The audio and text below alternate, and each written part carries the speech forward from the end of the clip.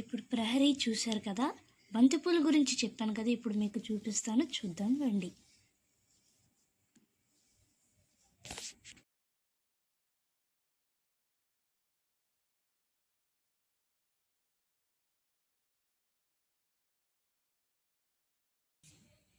ఇప్పుడు బంతిపూలు చూద్దాం. వావ్, చాలా బాగా అయితే డెకరేట్ చేశారు. మామిడాకులతో దండలు ఎంత బాగా పెట్టారంటే దాని మూలంగా చాలా వరకు లుక్ వచ్చింది. మీరు చూడండి, బాగుంది కదా.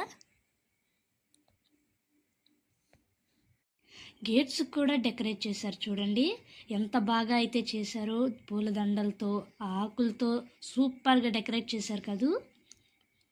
లోపల కూడా చూడండి, గుమ్మాలకని ఎదురు నడిచే దగ్గర కూడా చాలా బాగా డెకరేట్ చేశారు.